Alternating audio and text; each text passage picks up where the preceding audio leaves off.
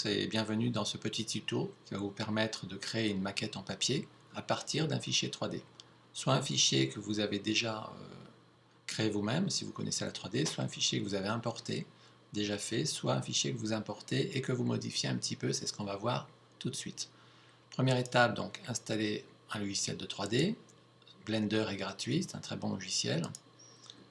Voici donc le lien pour le charger, soit pour Mac, soit pour Windows, soit pour Linux. Voilà, donc ça, il n'y a pas de problème.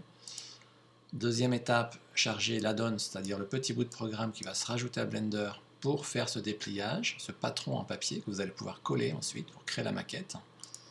Donc là, vous avez un lien direct qui arrive sur le fichier concerné, donc fichier enregistré sous. Donc on va enregistrer io export papermodel.py. Je le mets dans un dossier. Voilà. Ensuite, je vais installer ce fichier dans Blender. Donc ici, File. Attention, je suis sur la version 2.73 de Blender. J'ai eu des problèmes pour installer Papermodel sur la dernière version, donc je suis resté sur celle-là pour l'instant. Donc File, User Preference. Ici, donc, on va installer Install from File, installer à partir d'un fichier celui que je viens de télécharger. Alors, installe. Là, je l'avais déjà fait, donc je le retrouve ici. Attention de bien cocher la petite case en face pour activer cet add-ons dans Blender. Là, vous pouvez donc fermer la fenêtre. Étape suivante, on va donc charger un modèle déjà fait. Donc, il y a plein de sites qui proposent des fichiers en low poly, c'est-à-dire avec des grosses facettes, pas trop de polygones pour éviter les collages trop longs. Et en plus, c'est intéressant parce que c'est un peu stylisé. Donc moi, j'ai trouvé celui-là, mais il y en a beaucoup. Donc il propose des fichiers gratuits ou payants avec texture ou sans texture. Là, je vais prendre un fichier sans texture, donc blanc, gratuit, donc télécharger. Donc vous aurez deux fichiers, un .obj et un .c4d. Donc on peut les enregistrer. Le .c4d, c'est Cinema 4D, donc c'est un logiciel payant. .obj, ça va pouvoir s'ouvrir sans problème sur n'importe quel logiciel de 3D, par exemple donc dans Blender. Donc là, on va aller sur Blender et File, Importer, Import, Wavefront.obj. On retrouve donc notre loup.obj, wolf.obj, Import. Il arrive assez grand, peu importe la taille, puisque une fois déplié, il va s'adapter au format qu'on va lui demander, A4, A3, etc. Donc pour l'instant, on voit que c'est un modèle symétrique, sans aucun mouvement particulier, donc quelque chose de très statique. Ce qui peut être intéressant, justement, c'est de lui donner un peu de vie. Donc sans forcément connaître tout Blender, je vais vous dire un peu ce qu'on pourrait faire pour le mettre un peu en mouvement. Donc il est sélectionné, on le sélectionne sinon avec un clic droit ou gauche sur la dernière version de Blender. Ici, donc dans ce menu, on va passer sur Edit Mode. On rentre à l'intérieur de la géométrie de l'objet. Toutes les faces sont sélectionnées là par défaut. On va donc tout désélectionner avec la touche A. Puis la touche B permet de faire un rectangle de sélection. Là, on vérifie qu'il a bien pris les faces derrière. Si ce n'est pas le cas, c'est sans doute parce que vous avez coché ce petit bouton. Et dans ce cas-là, effectivement, il ne prend que les faces avant. Voilà. Donc, il ne faut pas le cocher. C'est plus simple. On prend la tête, par exemple. G pour déplacer. Ici, vous voyez, il déplace de manière souple. Alors, pourquoi? C'est parce que là, j'ai l'option ici Connected qui est cochée. Si on la désactive, ça va donner ça. Donc là, c'est pas terrible. Il vaut mieux laisser cocher ou cocher cette option si elle ne l'est pas. Connected toujours. Donc G pour déplacer. La molette, on la tourne pour régler la zone d'influence du déplacement. R pour tourner, pareil, la molette va régler la zone d'influence. G, voilà par exemple.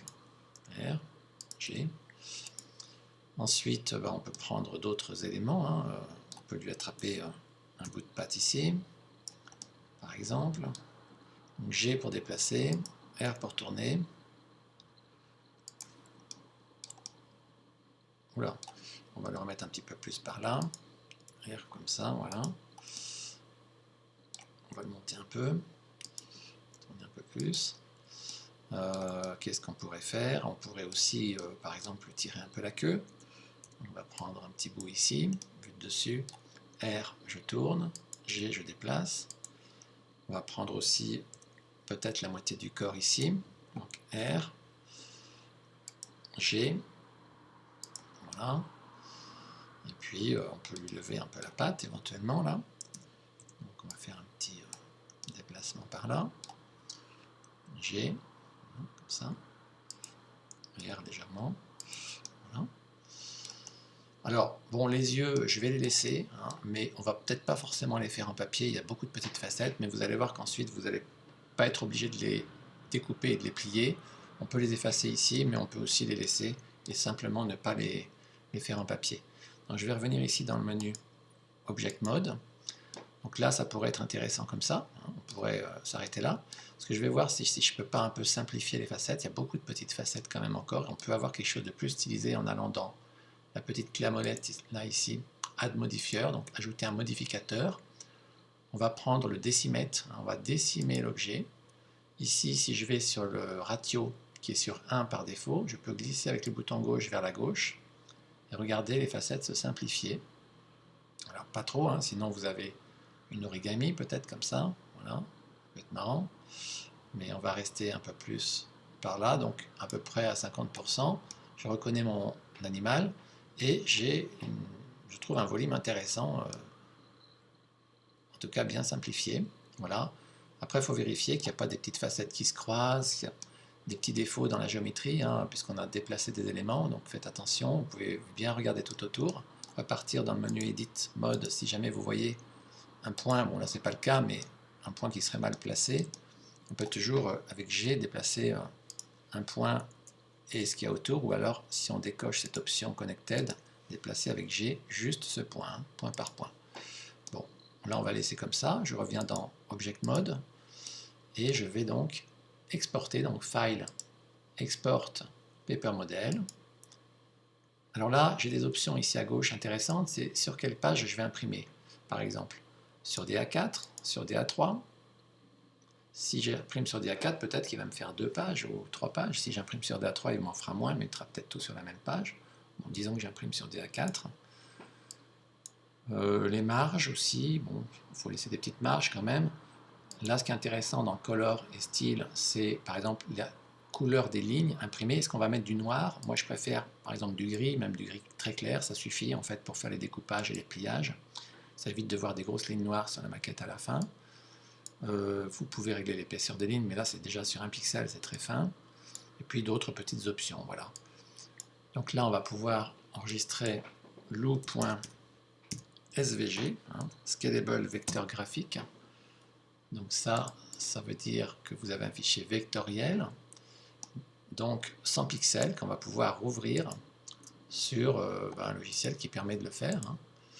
Donc, par exemple, moi j'ai Illustrator de la suite Adobe, alors évidemment c'est payant, sinon vous avez Inkscape, I-N-S-C-A-P-E, qui permet d'ouvrir gratuitement des fichiers vectoriels, il y en a d'autres aussi, voilà. Ça permet simplement, on l'ouvre là uniquement pour pouvoir imprimer sur les pages de votre imprimante. Donc là par exemple vous avez 2 pages qui ont été créées. Alors les yeux, là les petits yeux, ça donne des petits bouts qu'on ne va pas forcément faire, vous voyez les tout petits bouts là.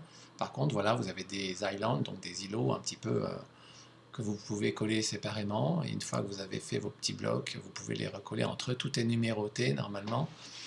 Voilà, donc on peut zoomer là-dessus, c'est très précis, il n'y a pas de pixels, hein, puisque c'est du vectoriel, mais là c'est juste pour pouvoir imprimer en fait. Donc on imprime, et puis c'est tout. Ensuite on imprime sur un papier un petit peu fort quand même, peut-être pas du papier machine, peut-être quelque chose comme un Bristol léger, et ensuite on prend son mal en patience et on passe quelques heures à coller tout ça. Voilà, en tout cas montrez-moi ce que vous avez fait. On ne voit pas souvent sur internet vraiment de modèles comme ça en dynamique, c'est-à-dire en mouvement. Donc ça m'intéresse de voir vraiment ce qu'on peut obtenir à partir de modèles un peu statiques. Et vous voyez, sans passer des heures non plus à modéliser. Après, si vous connaissez la modélisation, évidemment, vous pouvez créer vos propres modèles, mais là, c'est beaucoup plus long parce qu'il faut apprendre vraiment le logiciel de 3D. Hein. Voilà, merci et à la prochaine fois.